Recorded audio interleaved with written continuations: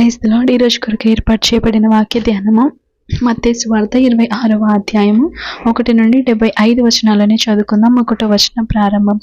యేసు ఈ మాటలన్నీ చెప్పి చాలించిన తరువాత జరిగినదేమనగా, ఆయన తన శిష్యులను చూచి, 2 దినములైన పిమ్మట పస్కా పండుగ వచ్చుననియు, అప్పుడు మనుష్య కుమారుడు సిలువ వేయబడుటకై అప్పగింపబడుననియు మీకు తెలియనని చెప్పెను. ఆ సమయమున ప్రధాన యాజకులను ప్రజల పెద్దలను కయప అను ప్రధాన యాజకుని మందిరంలోనికి కూడి వచ్చి యేసును మాయోపాయముల చేత పట్టుకొని చంపవలనని ఏకమై ఆలోచన చేసిరి. అయితే ప్రజల్లో అల్లరి కలుగకుండునట్లు పండుగలో వద్దని చెప్పుకొనిరి. యేసు బేతనియాలో కుష్ఠరోగి అయిన సీమోను ఇంట ఉన్నప్పుడు ఒక స్త్రీ మిక్కిలి విలువగల అత్తరు బుడ్డి తీసుకొని ఆయన యొద్దకు వచ్చి ఆయన భోజనముకు కూర్చుండగా ఆయన దానిని ఆయన తల మీద పోసెను. శిష్యులు చూచి కోపపడి, ఈ నష్టం ఎందుకు? దీనిని గొప్ప వెలగమ్మి బీదలకియ్యవచ్చునే అనిరి. యేసు ఆ సంగతి తెలుసుకొని, ఈ స్త్రీ నా విషయమై ఒక మంచి కార్యము చేసెను.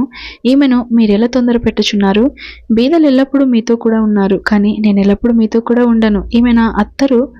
ఈమె ఈ అత్తరు నా శరీరం మీద పోసి నా భూస్థాపన నిమిత్తం దీనిని చేసెను. సర్వలోకమందు ఈ సువార్త ఎక్కడ ప్రకటింపబడునో అక్కడ ఈమె చేసినదయు ఈమె జ్ఞాపకార్థంగా ప్రశంసింపబడునని మీతో నిశ్చయముగా చెప్పుచున్నానని వారితో అనెను. అప్పుడు 12 మందిలో నొకడు ఇస్కరియోతు యూదా ప్రధాన యాజకుల యొద్దకు వెళ్ళి, నేను ఆయనను మీకు అప్పగించిన ఎడల నాకేమి ఇత్తురని వారిని అడిగాను. అందుకు వారు 30 వెండి నాణెములు తూచి వానికి ఇచ్చిరి. వాడప్పటి నుండి ఆయనను అప్పగించుటకు తగిన సమయం కనిపెట్టుచుండెను. పులియని రొట్టెల పండుగలో మొదటి దినమందు శిష్యులు యేసునొద్దకు వచ్చి, పస్కాను భుజించుటకు మేము నీ కొరకు ఎక్కడ సిద్ధపరచ కోరుచున్నావని అడిగిరి. అందుకైనా, మీరు పట్టణమందున్న ఫలాని మనుషుని యొద్దకు వెళ్ళి, నా కాలము సమీపమై ఉన్నది, నా శిష్యులతో కూడా నీ ఇంట పస్కాను ఆచరించదనని బోధకుడు చెప్పుచున్నాడని అతనితో చెప్పుడనెను. యేసు తమకు ఆజ్ఞాపించిన ప్రకారం శిష్యులు చేసి పస్కాను సిద్ధపరిచిరి.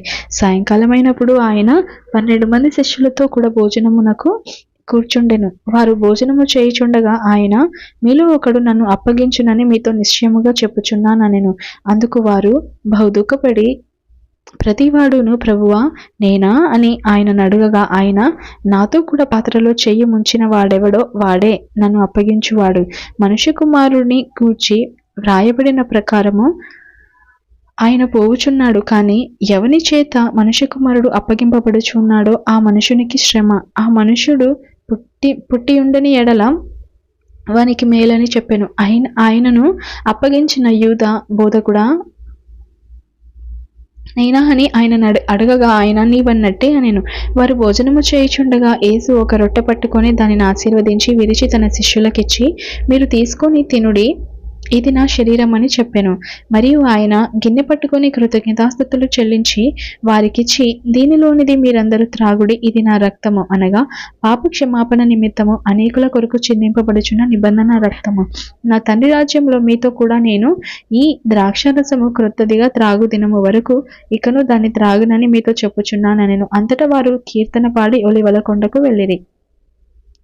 అప్పుడు యేసు వారిని చూచి, ఈ రాత్రి మీరందరూ నా విషయమే అభ్యంతరపడెదరు. ఏలయనగా గొర్రెల కాపరిని కొట్టుదురు, మందలోని గొర్రెలు చెదరిపోవును అని వ్రాయబడి ఉన్నది కదా. నేను లేచిన తర్వాత మీకంటే ముందుగా గలిలయకు వెళ్ళెదనెను. అందుకు పేతురు, నీ విషయమై అందరూ అభ్యంతర పడినను నేను ఎప్పుడూ అభ్యంతర పడనని ఆయనతో చెప్పగా, యేసు అతన్ని చూచి, ఈ రాత్రి కోడి కోయక మునిపే నీవు నన్ను ఎరుగనని ముమ్మారు చెప్పెదవని మీతో నిశ్చయముగా చెప్పుచున్నానెను. పేతురు ఆయనను చూచి, నేను నీతో కూడా చావవలసి వచ్చినను నిన్ను ఎరగనని చెప్పనెను. అదే ప్రకారం శిష్యులందరూ అనిరి. అంతటా యేసు వారితో కూడా గెత్సెమనే అనబడిన చోటికి వచ్చి, నేను అక్కడికి వెళ్ళి ప్రార్థన చేసి వచ్చే వరకు మీరిక్కడ కూర్చుండుడని శిష్యులతో చెప్పి, పేతురును జెబెదాయి 2 కుమారులను వెంట పెట్టుకొని పోయి దుఃఖపడుటకును చింతాక్రాంతుడగుటకును మొదలుపెట్టెను. అప్పుడు యేసు, మరణమగునంతగా నా ప్రాణము బహు దుఃఖంలో మునిగి ఉన్నది. మీరు ఇక్కడ నిలిచి నాతో కూడా మెలకుగా నుండుడని వారితో చెప్పి కొంత దూరము వెళ్ళి సాగిలపడి, నా తండ్రి, సాధ్యమైతే ఈ గిన్నె నా యొద్ద నుండి తొలగించు, తొలగిపోనిమ్మో, అయినను నా ఇష్ట ప్రకారము కాదు, నీ చిత్త ప్రకారమే కానిమ్మని ప్రార్థించాను. ఆయన మరలా శిష్యుల యుద్ధకు వచ్చి, వారు నిద్రించుట చూచి, ఒక గడి అయినను నాతో కూడా మేల్కొని ఉండలేరా? మీరు శోధనలో ప్రవేశించకుండానట్లు మెలకుగా ఉండి ప్రార్థన చేయుడి. ఆత్మ సిద్ధమే కానీ శరీరం బలహీనమని పేతురుతో చెప్పి మరలా 2వ మారు వెళ్ళి, నా తండ్రి, నేను దీనిని త్రాగితేనే కానీ ఇది నా యొద్ద నుండి తొలగిపోవుట సాధ్యము కాని ఎడల నీ చిత్తమే సిద్ధించునుగాక అని ప్రార్థించి తిరిగి వచ్చి వారు మరలా నిద్రించుట చూచెను. ఏలియనగా వారి కన్నులు భారముగా ఉండెను.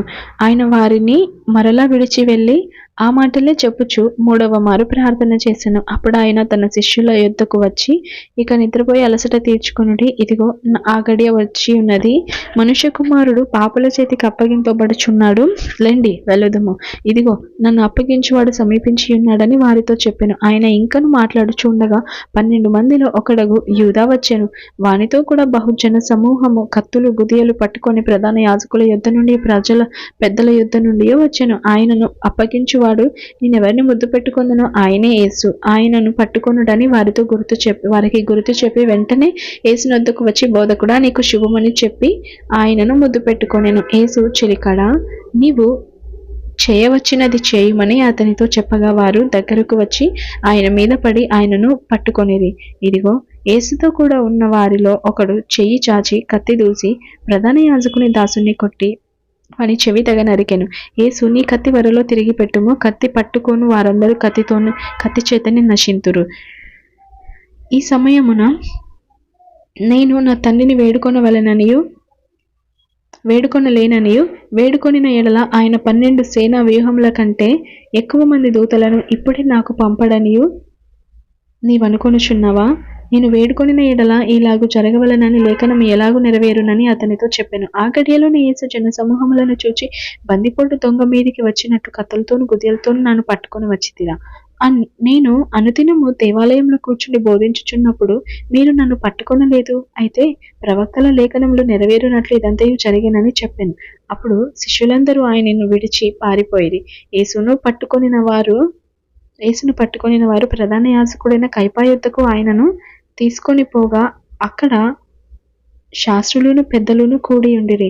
పేతురు ప్రధాన యాజకుని ఇంటి ముంగిటి వరకు ఆయనను దూరం నుండి వెంబడించి లోపలికి పోయి దీని అంతమేమవునో చూడవలనని బంట్రోతులతో కూడా కూర్చుండెను.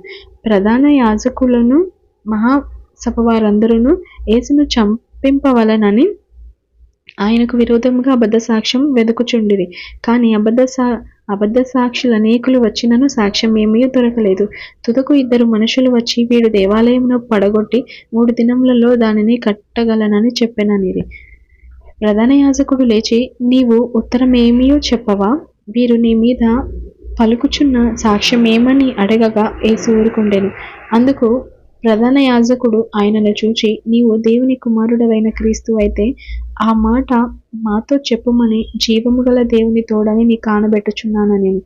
అందుకు యేసు, నీవన్నట్టే ఇది మొదలుకొని మనుష్య కుమారుడు సర్వశక్తిని కుడి పార్శ్వమున కూర్చుండుటయు ఆకాశ మేఘారుడై వచ్చుటయు మీరు చూతురని చెప్పగా, ప్రధాన యాజకుడు తన వస్త్రము చింపుకొని, వీడు దేవదూషణ చేశాను, మనకిక సాక్షులతో ఏమి పని? ఇదిగో ఈ దూషణ మీరిప్పుడు విన్నారు, మీకేమి తోచుచున్నదని అడిగినందుకు వారు, వీడు మరణమునకు పాత్రుడనిది. అప్పుడు వారు ఆయన ముఖం మీద ఉమ్మివేసి ఆయనను గుద్దిరి. కొందరు ఆయనను అరచేతులతో కొట్టి, యేసు, నిన్ను కొట్టినవాడెవడో ప్రవచింపుమనిది. పేతురు వెలుపటి ముంగిట కూర్చుండి ఉండగా ఒక చిన్నది అతని యుద్ధకు వచ్చి, నీవును గలిలయుడగు యేసుతో కూడా ఉంటివి కదా అనెను. అందుకతడు, నేను ఉండలేదు, నీవు చెప్పు సంగతి నాకు తెలియదని అందరి ఎదుట అనెను. అతడు నడవలోనికి వెళ్ళిన తరువాత మరి ఒక చిన్నది అతన్ని చూచి, వీడును నజరేయుడగు యేసుతో కూడా ఉండెనని అక్కడి వారితో చెప్పగా, అతడు ఒట్టు పెట్టుకుని నుండలేదు, ఆ మనుష్యుని నేనెరుగనని మరలా చెప్పెను. కొంతసేపైన తర్వాత అక్కడ నిలిచి ఉన్న వారు పేతురు వద్దకు వచ్చి, నిజమే, నీవును వారిలో ఒకడవే, నీ పలుకు నిన్ను గురించి సాక్ష్యమిచ్చుచున్నదని అతనితో చెప్పిరి. అందుకు అతడు, ఆ మనుష్యుని నేనెరుగనని చెప్పి శపించుకొనుటకును ఒట్టు పెట్టుకొనుటకును మొదలు పెట్టెను. వెంటనే కోడి కూసెను. కనుక కోడి కూయక మునుపు నీవు నన్నెరుగనని ముమ్మారు చెప్పెదవని యేసు తనతో అనిన మాట పేతురు జ్ఞాపకం తెచ్చుకొని వెలుపలికి పోయి సంతాపడి ఏడ్చెను. ఇంతటితో పాఠ్య భాగం ముగిసినది. ఆమేన్. Praise the lord.